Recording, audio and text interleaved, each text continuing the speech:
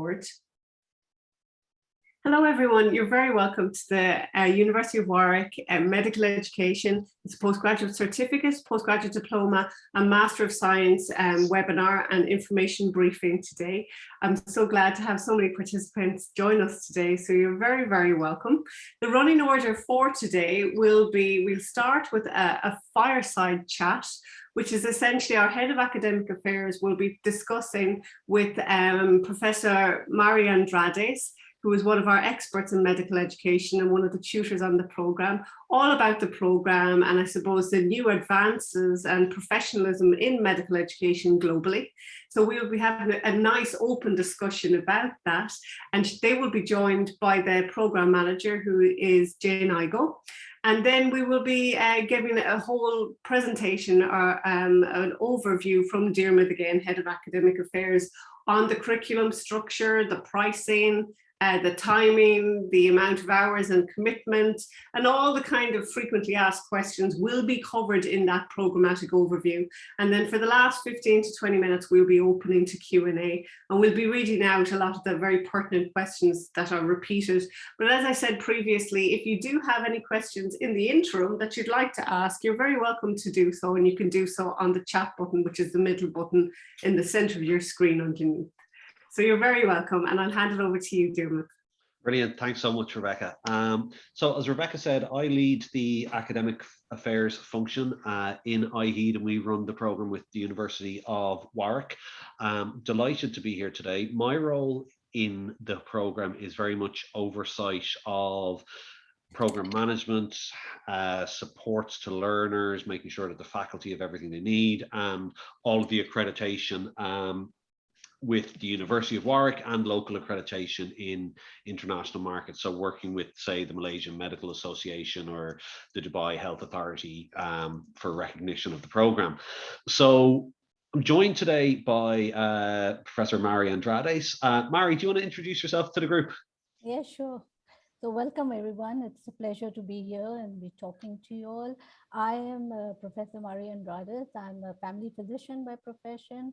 I did my master's in medical education. Currently, I'm leading the module on masters in medical education, and it's a lot of fun. I'm having a huge amount of fun, especially with the students who've registered for the first module. So thank you. And thanks, Mari. I mean, one of the things that has always struck me about medical education is over the last kind of 15 to 20 years, there's a massive move to professionalize the standing of medical education as a discipline. And why do you think that's come about? Why do you think there's this focus now on really kind of putting the science behind us?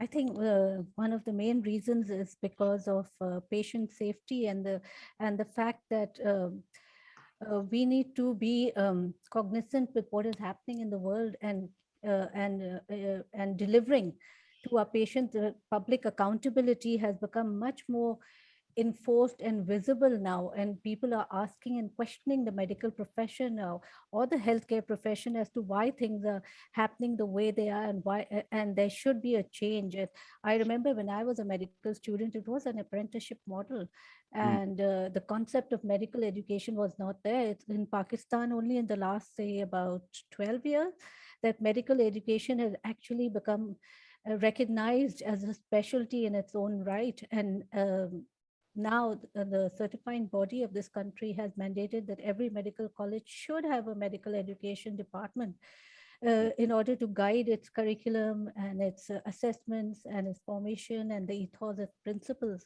of education.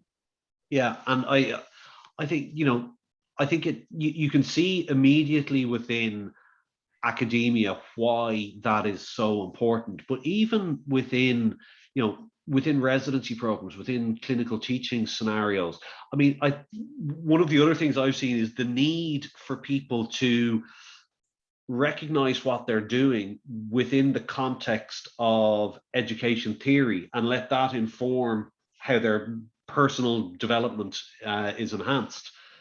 Exactly.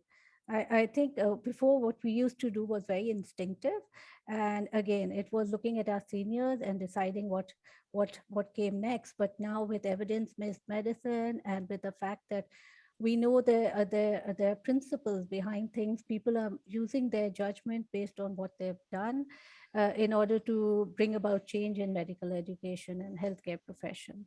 And do you see, because one of the things I'm curious about is, do you see a distinction between somebody who wants to have, improved presentation or communication skills, and somebody who wants to develop their career as a medical educator? Where do you draw the distinction between those things? Oh, so I think, Dermot, that's a very interesting question. Um, and there's a lovely article that came out recently. I think it's in medical education on how do you distinguish scholarship from scholarly work and from Yeah. scholarship of teaching and learning. And I think that's where we see. So communication and all these things are all essential skills that we as teachers need. But when we talk about a master's program, we are talking about the scholarship of teaching and learning. So we are talking about new concepts, introducing new ideas, and leading the science of medical education, and not just about simple. Well, not simple. Teaching Yeah. can be very complex, very complex and very challenging.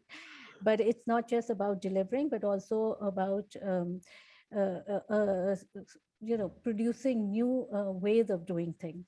Yeah. And And that's what our students are going to be doing actually. I think you're absolutely right. And it's why we do things in a particular way as opposed to how to do them, Exactly. and I think, the difference between a polished presenter or someone that has really good articulate communication skills, they still need to understand from a pedagogical viewpoint, why would you do things in a certain scenario for a certain audience to get a certain outcome, and how do you give them feedback and all things like Exactly. that. So it is Yeah. it is the scholarship of Yeah. education that's really, it's so much of a deeper layer of Absolutely. understanding that you're getting into. Absolutely. And And also, Dermot, I'm sorry, so no, sorry, but but I was just going to say that, now at one time, teachers were considered as somebody, as people who were, so what's the big deal? So yeah, you're teaching, it was not recognized academically for promotions, for growth, for professional growth. And now now I think there's a whole shift in the paradigm of how medical education is perceived and how people can grow professionally to a tremendous amount in in becoming, in doing their scholarly work, which was considered before as nothing. I absolutely agree. I sat on a health workforce development committee in for one of the ministries of health in the Gulf, and one of the things that came out loud and clear from that was, yes, we need people to have leadership skills and we need people to have research skills. We also need them to have education skills, and the that requires the development of part-time postgraduate formal qualifications in Exactly. education to get people Yeah. with the same degree of expertise you would expect in someone conducting research, in someone Exactly. practicing education. And Exactly. I in terms then, so we're talking about we're talking about the growth of someone into becoming an educator. How important is reflection and self-assessment and feedback within that? Because it's not like a clinical course where, I'm No. going to teach you about diabetes. It's a deeply personal experience. Absolutely. So yes, it is actually not just deeply personal, but it's very challenging for us, even in our own personal experience of how we look inwards. We are not used to exploring our own dimensions. And I think for versus all other courses, this is the one where we actually get to understand ourselves much better, and understand why we are doing something. What is it that drives us, and what are our motivators, which I'm not sure many people actually think about in day-to-day life. I think you're right. I think it's not something that people pause and reflect on day to day or in a methodical way. And I think that's, as people come onto this type of program, there's the program content itself, and then there's a way of thinking about reflection and about self-assessment. And I think the people that get the most out of this type of program are the people that are open to critiquing themselves and getting feedback from others. Exactly. But how this is a very international program. I think it's fair to say we have constructed it in a way that within each group of 20 participants, you will have people from Europe, from Africa, from Middle East, and from Asia, all within the same group. And we'll have a mix of professions within that as well. It's, it's doctors, it's dentists, it's dietitians, it's a pretty broad clinical team that are on the program. What do you think that international and interprofessional mix, what does that do for, I mean, and you've just finished delivering a module. What does that do for the program offering? So I think for the students, and even for me as a facilitator for this module, it was a huge learning curve and extremely interesting, because you get to see, you get to interact with people that you would not normally do in our day-to-day professional life. For example, in my course, in my group, there were two paramedics who were amazing. And then we had some nurses, of course, we had our physicians and our surgeons, and then we had a pharmaceutical person. So, I mean, it was to get a perspective of how the other profession thinks, really broaden our own thinking and the paradigm in which we are looking. And we know interprofessional now is the way forward for patient safety and for our profession. And I think you're right. And the sessions that I've sat in on this program, that level of debate and insight, because even the undergraduate teaching and training experiences across the professions is so different. And exactly. There's brilliant things that happen in nursing that doctors won't have sight of, and vice versa. Exactly. I'm conscious I could chat about this stuff all day, but in terms, I think people will come on to this program hopefully with an aspiration of, I want to develop a career in medical education. But what are the career opportunities of someone that comes off a program with a master's in medical education? What do they use it for? And I appreciate it's going to be varied. Yeah, of course. It depends on what their initial aspiration is and how they're planning to go forward with this. I'm sure people, all of us who are listening to this, they've already got something in their mind, and that's why they're here for the session. So one, for I can answer for this country in Pakistan, where I come from, that when people who do medical education like me, I'm still a professor of family medicine, but because of my medical education background, I do contribute a huge amount to the university curriculum and assessments, and in the postgraduate, even at the national level. And that gives you, so there's a huge amount of career growth nationally, as well as within your own professional area that you're working on. In addition, of course, there are opportunities to do many other things in medical education, which are a lot of fun actually. So you can get involved in accreditations, you can get involved in developing programs for other specialties. You can get a degree which we can lead you further to a PhD, and there are, believe me, there are very few PhDs in medical education, especially in South Asia. So if you are one of them, in Pakistan, like, we only have 5 PhDs, and there's a huge demand for PhDs across the country. And so if you get into a PhD in South Asia, wow, you are king or queen for that matter in this particular area.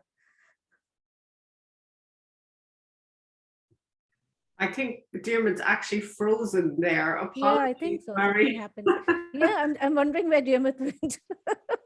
That's okay. Yeah, I mean, Mary, just to add on to what Deirdre was saying, it was just speaking to some of my other physician colleagues, and they were saying that really to be even to go towards a consultancy post, you must have some form of medical education, even if it's a minimum certificate, but a formal qualification in medical education, because it may not be a full audience or lecture hall that you're educating. It could be a small group of students that you're supervising, but you must have that formal qualification.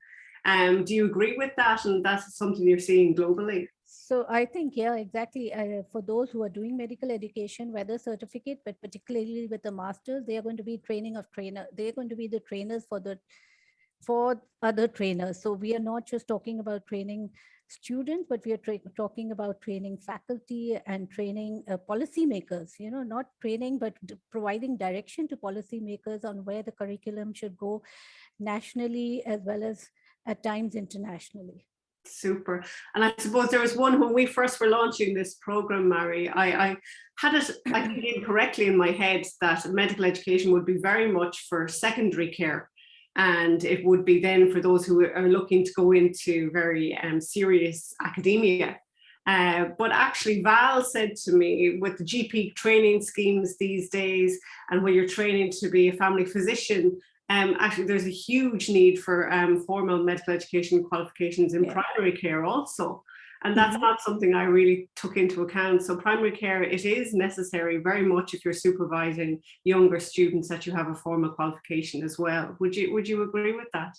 I agree 100%. And let me give you an example of what, because of my background in medical education, we've been able to, and my colleagues, some of my colleagues have the same background across South Asia. We have actually, with the RCGP, developed the MRCGP International exam for South Asia. So 5 countries came together and we have an internationally accredited exam which certifies general practitioners for primary care in MRCGP. And the reason we were able to do this because we were developed as medical educators who could bring together the expertise to produce an assessment which was of international caliber.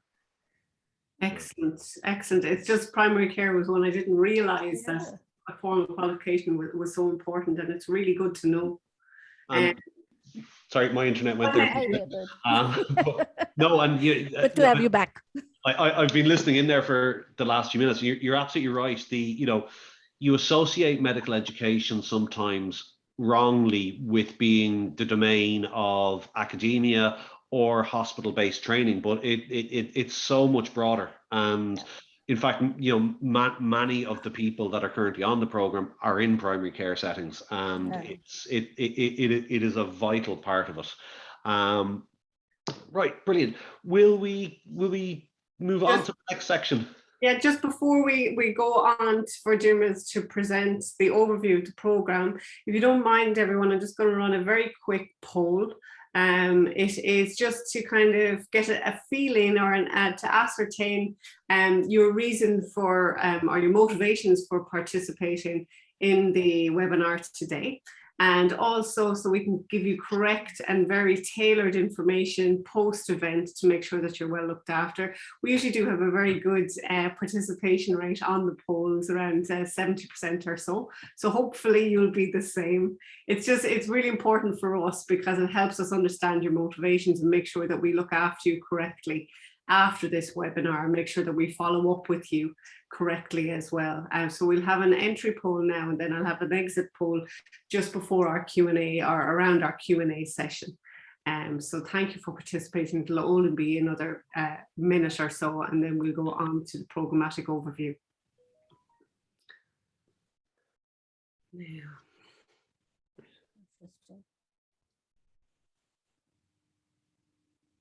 We're at 53%, nearly there. A few more participants and we'll stop it there. We'll line up elevator music for tomorrow. We say that, we have to do it.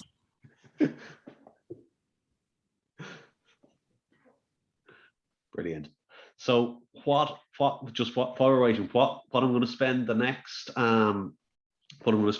probably 20 minutes going over is all of the logistics of the program, so the structure of it, the what the modules are going to cover, how you'll be assessed, the fees, the timing, and you know, I suppose lessons we've learned on, you know, what are the attributes that make people succeed, which is always important. So I'll share screen now. I think we Yeah. don't. Yeah. Okay. Brilliant. So I'll share screen here, and hopefully you can see my screen. If there are questions at any stage throughout this, put them on chat, and we'll respond to them on chat, and then we'll do a summary at the end where we'll chat through the questions as well. Well, one of the pieces. Sorry, I'm just going to close a couple of things down here so I can see better. One of the things that you'll note about this program is you're going to see IHEED mentioned alongside the University of Warwick. And valid question is who we are. So we are an Irish company. We were founded by a family doctor, and we do online postgraduate medical education. And we work with institutions like the University of Warwick, like the Royal College of Physicians, to bring their qualifications to a global audience. And we have worked with ministries of health and health regulators all across the Middle East and South Asia, particularly within the area of family medicine and chronic disease management, in terms of large scale education programs and postgraduate training programs. So for anyone in Malaysia, we are part of the Mint FM program that runs with RUMC in Penang and the Irish College of General Practitioners. We provide all of the background structures for the Singapore College of Family Physicians program as well. And then we've done a whole bunch of work across the Middle East in terms of building family medicine capacity.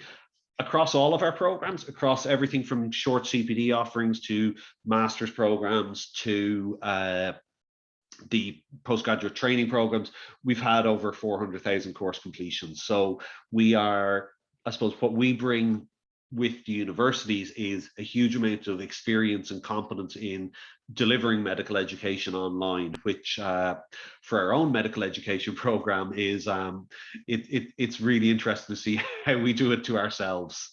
The University of Warwick, which is the award you will get, they are a fantastic institution. They're ranked 8th in the UK. They're ranked 62nd worldwide. So, you know, they are up there with any of the leading universities in the world. They're part of the Russell Group of universities in the UK, and that is, you know, going back to the conversation on scholarship. The Russell Group is the top research orientated universities in the United Kingdom, and it speaks to the focus that Warwick put on programs. What they want to see is that all of their education programs enable people to become more scholarly, to be able to conduct research, to be able to critique and appraise literature in a given area. The Warwick, the on-campus medical education program that they have is really, really highly regarded in the UK. And we've taken the best of that, and then we've added our expertise in online medical education to bring this new medical education program to an international audience. What you get at the end, it's a level, in the UK, it's a level 7 program on the national framework. So the award that you get is the exact same award as any other University of Warwick program. It is, you know, it is what you get as a master's in medical education for healthcare professionals. There is no mention of distance learning. There is no mention of online education. There is no mention of IHEED or anything else. It is an award the exact same as any other University of Warwick award. So in terms then of what this program covers, we've structured the program so that you can complete the master's element within 2 years, and you can complete the first 2 semesters within a year. So the first 6 months of the program, which lead towards a postgraduate certificate, Each of these represents a program module, and each program module has 6 weeks of teaching, and then it's got a couple of weeks where you finalize your assessment. And you can see in semester one, we're very much looking at the kind of the basic sciences of medical education. And so we're looking at, you know, the module that Mary has just delivered on, the essentials of medical education, is really giving you a grounding and an overview in lots of different areas. And we use what we call a spiral curriculum. So where we do curriculum design and multimodal teaching in the second week of module one, that feeds into the third week of module two, and you keep revisiting and building up as we go along. Similarly, you know, the assessment module builds straight into the start of the assessment over here. So each of these represents a 6-week taught component, which then has a couple of weeks for you to complete your assessments afterwards. And you can see we're looking at kind of a base overview, then really getting into you developing yourself as a teacher and looking at how you would teach in different learning environments, how you would plan curricula for different scenarios, looking at the interprofessional team around education, looking at, you know, continuous development. So it really is kind of the science of effective teaching. We then get into assessment, and, you know, why is feedback so important within clinical education? What assessments would you use for various scenarios, be it in a, you know, assessing, you know, bedside teaching right up to university assessment? You know, why would you choose a particular piece assessment? What is it for? Are you assessing for learning, or are you actually assessing learning itself? You know, so all of those, exploring all of those questions. How you measure competence. So, you know, clinical competence is a key thing to assess as an educator. Blueprinting and standard setting for exams. So, you know, you really, across semester one, you really get into the depths of, you know, an introductory overview to lots of areas, but then really getting into the heart of good teaching practice and good assessment practice. The second semester then, very much goes on and looks at you in far more of a leadership capacity. So it's looking at learning technologies. And again, we think this is reasonably unique to this program, that we've dedicated an entire module to learning technology. And, you know, this was designed before COVID-19 hit, but it has become far more relevant in living with COVID, that learning technology is now part and parcel of every program. So, you know, learning technology, though, is a tool, and like any other tool, you need to decide when it's appropriate to use, how it's appropriate to use, and how you will differentiate it. It opens up a world of opportunity in terms of collaborative learning, in terms of social learning, but it introduces risk. And, you know, there's IP, there's patient consent, there's lots of things to be considered. But it's a fascinating and absolutely cutting edge module to study. Anyone with a view to a career within medical education, you're automatically moving into a leadership position. So in that context, it is important to understand your role within an organization, and that organization could be clinical or academic. But understanding how leadership works, understanding why team dynamics are the way they are, why people resist change, and what strategies you can employ to encourage people to become unstuck, as the org psychologists would say. And so leadership and management is a really, really important part of the program and of your personal professional development. So across semester one, you're very much developing your teaching skills, and across semester two, you're developing your technological leadership and research skills. And that leads me into the final module on evidence and values. This is really setting you up for the master's element of the program. So it's looking at, a systematic way of appraising literature, of designing a research question and deciding, well, this is the area I want to research. What is the most appropriate methodology for me to use? What are the ethical considerations of that methodology? And by the end of this module, you will have defined a research question. So across semester 1 and semester 2, you're getting very much the basic sciences of teaching and education in a clinical setting for other health professions. And then in semester 2, you're very much getting the technological leadership and research capability that goes alongside that, all within the context of health professions education. And then semester 3 is where you apply this. So semester 3 is where you carry out a professional project under the guidance of a supervisor.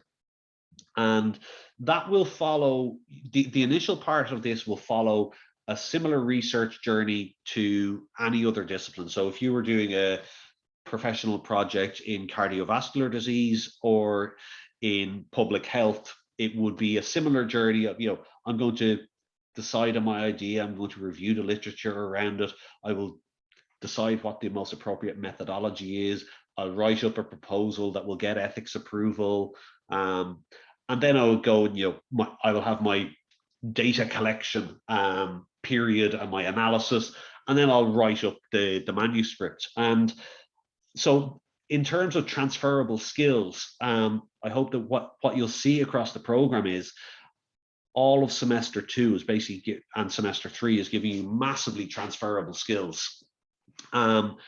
I think Warwick are incredibly innovative in how they assess their master's element.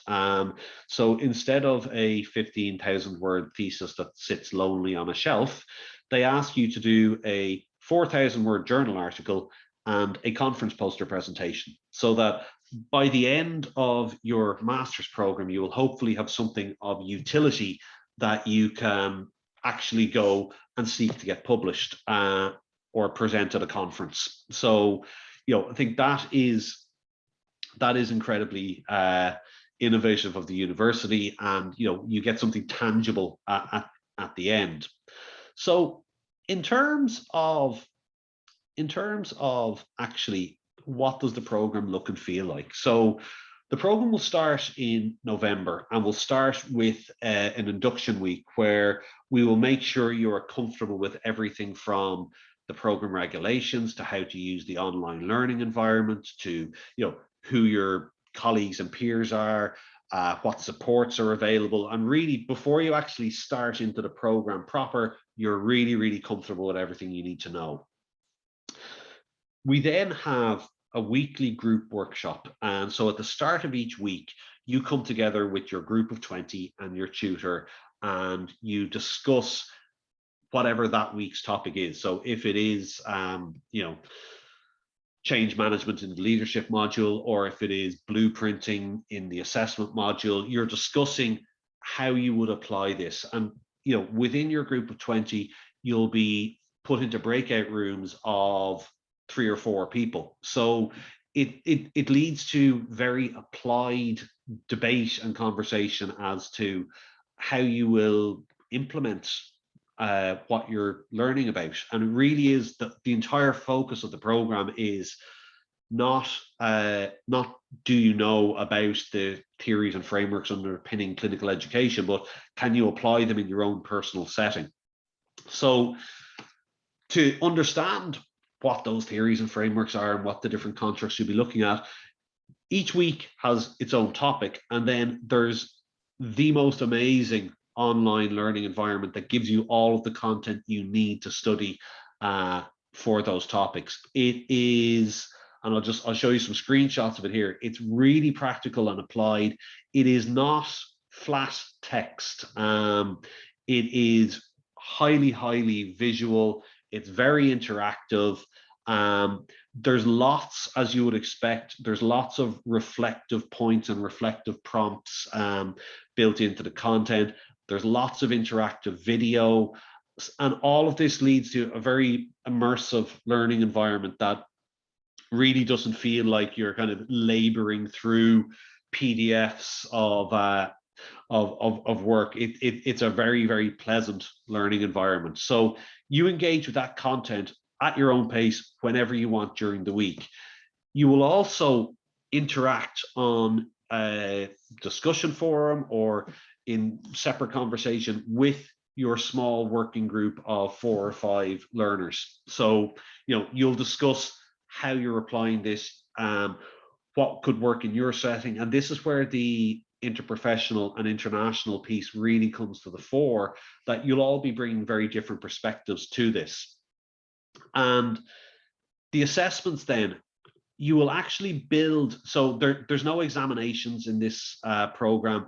What you'll do is you will submit a reflective piece at the end of each module, and that reflection will be evidence-based. So what we will ask you to do, for example, in modules 1 and 2, will be to carry out a teaching activity and explain to us the journey that you've gone on to understand why you structure things the way you did, what worked, what didn't work, what you would learn from it, what you would do next time. So it's and evidencing that in relation to, well, I tried to apply this theory here or this framework here and it worked brilliantly, and I'm going to repeat this every time I'm in this scenario, or this didn't go according to plan and here's why, and here's the feedback that I got. So the assessments are really, really practical, and they're linked directly to your improvement as an educator. So that gives you a really, I suppose, a very personal program. Everything that you're doing is based on your improvement and your development as an educator. I will very quickly go through how we assess. So the first 2 modules, the assessment is really based on improvements in teaching. So it's looking at, you carry out a number of weekly tasks across the module, which you then reflect on. So you plan a teaching session, you create whatever the materials are appropriate for that. And that can be anything from, it's a PowerPoint slide that I'm developing to teach a piece of didactic content, or I'm teaching someone how to suture and I'm going to have a pad that I'm going to use. So whatever the appropriate materials are, you deliver that session, you get some feedback on it, and then at the end of the module, you're writing up the reflection on what that was like to go through and what lessons you are taking from it. The assessment module, we will ask you to look at an area that is currently being assessed within your clinical environment and make recommendations and justify them within the frameworks that you're looking at as to how they could be improved. Within the second semester, we'll ask you to actually, put a piece of content online and then show us what you've done. So really, really practical. Similarly, in the leadership module, we'll be asking you to do a short presentation, which lots of people will recoil in horror at, but if we're developing ourselves as educators and as leaders, it is a very important skill. And evidence and values, then, the assessment of this is effectively coming up with the research question that you will then use on your master's. And the master's module is your journal article and your conference poster. So the assessment of the program is incredibly applied. It's very personalized. And what it's not is, give us a literature review for 4,000 words, or it's not, we're going to have an examination on medical education theory. It's really, really personal and applied. So what that emphasizes then is the importance of reflection within the program, the importance of engagement within the program, so that you're being led all the time towards your assessments. So before I'll get into the timetable in a minute, but I think what this looks and feels like as a program. So you'll have 20 people in your group, and we maintain that group size. I think some of the tutors would like it to be even smaller, but we maintain that group size so that we can offer the program internationally at, you know, at a scale that makes sense, but retain a really good quality experience, and you'll get to know your group and your tutors really well. The 6-week taught modules, it's a very, very good pace to progress. You know, so you do your 6-week module, then you've got a couple of weeks to finalize your assessment. That works well. And what it means is you can manage this program within your clinical workload. It will take approximately 10 hours a week of your time to go through the program. Some of that, you know, the hour with the tutorial or with the workshop that you have live online, that'll be a fixed hour. There's a number of times that you can choose from for the group that you go into. But then you will be, you know, you'll spend time going through the platform, through the e-learning content. You'll spend time collaborating with your peers, and you'll spend time preparing for your assessment. So it certainly is manageable within your clinical workload, albeit, you know, I wouldn't undersell that a master's program is, you know, it's certainly not light in terms of content. There is, however, a huge amount of support available.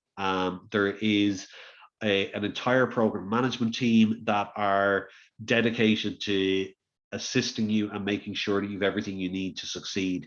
The tutors are an incredibly dedicated bunch of people. They really are. They go out of their way to make sure that you feel supported and that you're guided as you go along. And I suppose in terms of, you know, if you're looking at the program going, well, I like the sound of it. Is it right for me? I think, you know, the things that we know will lead to success and good things is the weekly workshops, because the assessment is linked to the weekly activities that you'll be doing. It is extraordinarily important that you're able to attend your weekly workshops. You need to be open to giving feedback to your peers and to receiving feedback from your peers. And, you know, any program that has kind of professional development at the heart of it, you need to be willing to reflect, you need to be able to take on feedback, and you need to be able to be open to change and to grow. It is vital that you have teaching opportunities throughout the program. Now, that can be anything from small group teaching to clinical teaching to academic teaching, but it is really important that for each of the assessments that you're able to carry out a teaching activity or look at a piece of assessment, and that it's a real experience that you're involved in. So there's a huge variety of kind of what acceptable teaching opportunities are, but, you know, you do need to have teaching opportunities, and, you know, it's motivation to, you know, everyone here is interested, which is fantastic. And, you know, you've demonstrated motivation by coming on the webinar, but, you know, motivation to maintain yourself throughout the program is always really, really important. So to look at the timetable, so we will kick off in November, and after induction week, basically we will get into, you can see the 6 weeks of the module, and then you can see the reading week breaks that we have and when the assessments fall due. So, you know, the time from November to May, and then the time from June to December, you know, it will go by extremely quickly. And I think that is, you know, it's a huge advantage of the program, is that you can do it in a reasonably rapid time.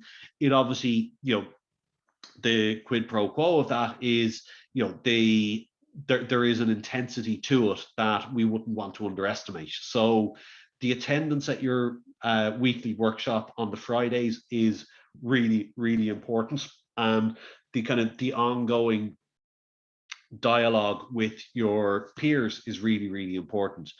Ironically, when it comes to the master's element, which is the 10 months following the first 2 semesters, on a week-by-week basis, this actually tends to be a slightly lighter commitment, because you'll have an intensive period where you're reviewing the literature. but actually then, there will be far more ebbs and flows within the master's element than there is within the taught components. But I go back to the comments here. The program is designed such that everybody on the program is a full-time clinician and a part-time learner, and there's a huge amount of support available. In terms across our postgraduate programs, in the last couple of years, we've had 1,200 students from 52 countries. Average engagement rates tend to be about 88%, and it's never the same people that are missing things continually. What it says is, lots of people will miss something every so often, but the vast majority of people are getting on really, really well, and the programs are designed such that you can engage with them. The support satisfaction rates are huge. The pass rates tend to be very high, and the pass rates tend to be high because we have good entry criteria, which I'll speak to in a minute. But you get, everyone in the program is a clinician, so there's automatically a high bar academically coming in. And then, you have a very, very positive learning experience, and you have a fair assessment, which leads generally to strong success. We also, we look at feedback on a number of areas, and, career impact, reputation with colleagues, understanding of research papers, patient care, all of those score really, really highly. So what I'll get into now is the entry criteria. So probably the most important one, if you think about this program as being centered on your professional development, it means that you do need to be able to articulate with a degree of nuance why you're doing things in a certain way, how a learning audience reacted to things in a certain way, and that requires an appropriate standard of English.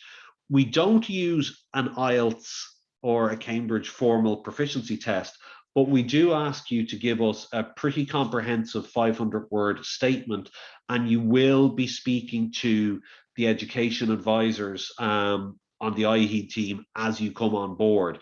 And that is the determination that we use on whether you've a proficient enough standard of English to be able to successfully complete the program. The second one is you have to have the ability to teach throughout the program. As you've seen from the assessments, if you didn't have teaching opportunities, it would be virtually impossible to complete the assessments. And then you need to have a bachelor degree relevant to medical education. Now that can actually be quite a broad spectrum. We want a diverse interprofessional mix on the program. So, but the base level that everyone comes in at is their undergraduate degree, which is an honors bachelor degree. What we will ask you for is a copy of your degree, the personal statement, a reference letter either from an employer or an academic to say, you're a professional in good standing and you have the teaching opportunities that you'll need to get through the program.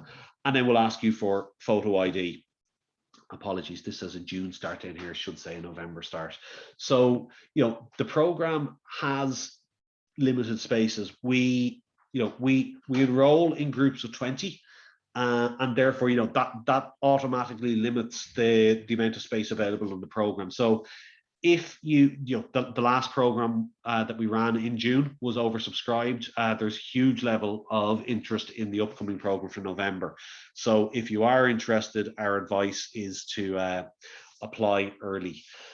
There are financial advantages to applying early. So we have an extraordinarily strong relationship with the Malaysia Medical Association, and they have been able to facilitate a reduction in price in Malaysia it goes from £12,000 to £9,000 for the masters, and £8,000 to £5,000 for the diploma. So there's a fantastic bursary there available. There is also further reductions available if you register early and or pay early as well on the program. So the Master of Science there you can see is £9,000. If you register early and pay early, that goes down by £1,000. Similarly, the postgraduate diploma is 5,000, which can go down as low as 4,400. The postgraduate certificate is a flat fee. There's 3,750 there. The education advisors that will be speaking to you about the program, they will walk you through all of this in detail and what your options are. But effectively, you can pay. Obviously, you can pay up front. You can pay by semester. There are monthly payment options available, and the team will walk you through those in detail. So I'm going to finish up very shortly. I can see there's a load of messages in chat. I'll get to them in a second. But so effectively, the program has, there's 3 stages to the program: a certificate, a diploma, and a master's. The next intake is in November. The places are limited and will be limited. So the advice is, if you're interested, to apply early. And given that the program was oversubscribed last time, to really, make your personal statement stand out. Tell us about your teaching experience. Tell us about, the opportunities you'll have during the program, what you want to do with this, with your career. The award that you get from Warwick is outstanding. It's recognized worldwide. It's a top 10 UK university. The bit that never comes across on these talks is actually how fun it is. And it was one of the first things that Mary mentioned when she was talking about her group that she had. You'll be going on this journey with a group of 20 colleagues from around the world. You'll be learning from them. You'll be learning from your tutor. The program is ran by a bunch of people that are passionate about medical education, and it's a very, very open, friendly environment. So as much as an academic program can be, it is delivered in a way that is enjoyable and lighthearted and encourages debate and discussion. So it would be fantastic to see lots of you apply for it. So I'll stop share here and see, Rebecca, and Jane, what has been happening in chat. Thanks, David. While we run through a few questions, I might just run the final poll as well at the same time. So I'm just going to launch that poll, everyone. So it'll be very interesting just to know if you're interested in the forthcoming intake or a later intake. It really helps us tailor the messaging and the follow-up that we give you and the best way to contact you and whether you think you received sufficient information on this particular webinar. So if you can answer the poll, it would really help us to reach out and bespoke and tailor our messaging and post-event discussions with you. As Diarmuid said, we will have our education advisors, a full team, who will be reaching out to you personally to see if you have any other questions and if you need assistance in paying your deposit or making your application. But as Diarmuid said as well, just because it's an online program does not mean that we enroll in perpetuity without capping. We do have strict numbers on each intake, and we oversubscribed on the last intake, and we will do so again. So if you are interested in the November intake and securing the early reduction or the discount fee, we would advise that you apply and pay your deposit at your earliest possible convenience. So Diarmuid, yeah, a lot of the chat has been very different to some of the other chats we've had. A lot around the timing of the actual workshops. Yeah. Yeah. So effectively, what we will do once we have our participant population and we know who they are, we then poll everybody to see effectively what your first, second, third, and fourth preference tutorial or workshop times are each week, and we give a range of options to choose from. I don't think we've ever managed to not give somebody their first or second preference in terms of workshop timing, and it is really important that you're able to engage with those. So be that we have sessions that are kind of on Thursday evenings in Asia, so Malaysia, Singapore. We have sessions that tend to be very popular on Friday mornings for people that are based in the Middle East. We've weekday evening sessions for people, again, tend to be popular with people in Europe. But what we really try to do within that is get a mix. So say that the session that runs 7 a.m. on a Friday morning in the UK, that is very popular with a number of people in the UK. It suits people that are in the Middle East, and we get some people from, you know, Malaysia, Singapore, Australia that time suited. So you get a really nice international mix. Some people are having their tea, some people are eating breakfast, but you know that works really, really well. So you know you'll be given a range of options as to, and then you pick what suits you best. And as I say, we've always managed to give people their first or second preference, so that's worked out really well. In terms, I see a couple about kind of semester timings and credits. So the semester's 6 months long. No, sorry, that's what So each semester is about 6 months long, and the third semester, being the master's one, is longer. That is 10 to 11 months, depending on the duration of your project. There are 60 UK credits per semester. So that is you know 3 20-credit modules for the semester 1 and 2, and 1 60-credit module for semester 3. It is only a part-time course. There isn't a full-time option available here. You know, it's designed to sit alongside, as Joseph said in the chat, people's clinical schedules. Yeah,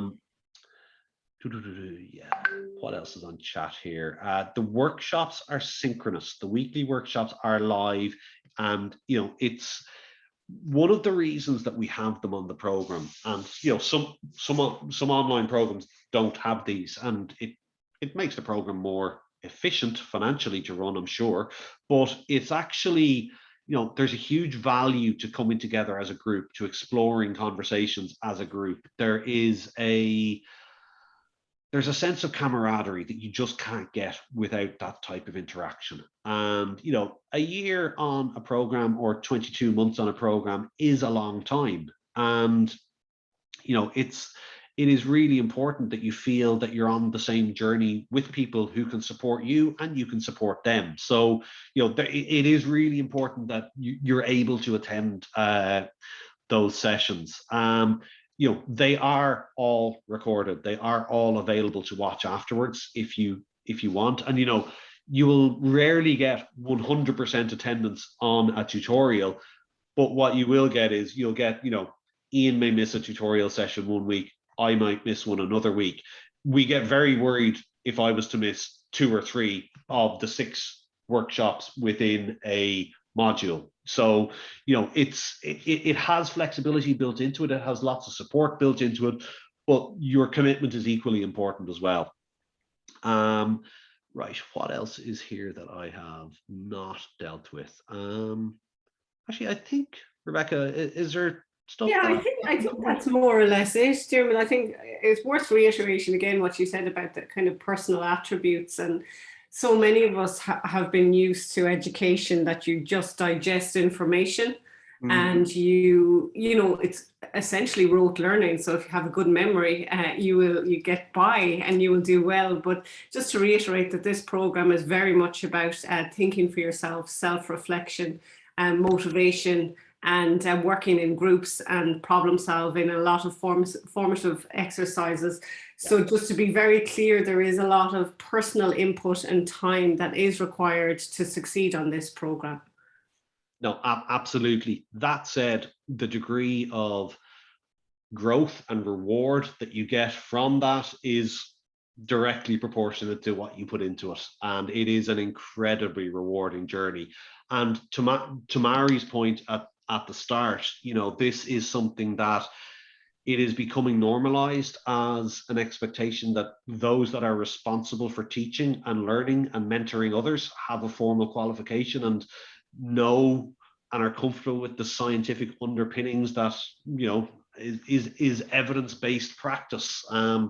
So, you know, it is a hugely important part of your career as a clinician and as a teacher. So yeah, That's great. Okay, thanks so much everyone for joining us today. Just to reiterate that we will be sending you a recording of this webinar today, and you'll receive that in your email with an application link and a pay deposit link. For this particular group, the deposit amount is 500 sterling. And our education advisors will be reaching out to you personally to ask if you have any additional questions or if you need any support whatsoever. But thank you for taking your time out of your very busy schedule to join us here today. And so best of luck with the rest of your day. Thank you so much, everyone. And thanks to Mari for the input earlier. Bye, guys. Hope to see lots of you in the program. Bye.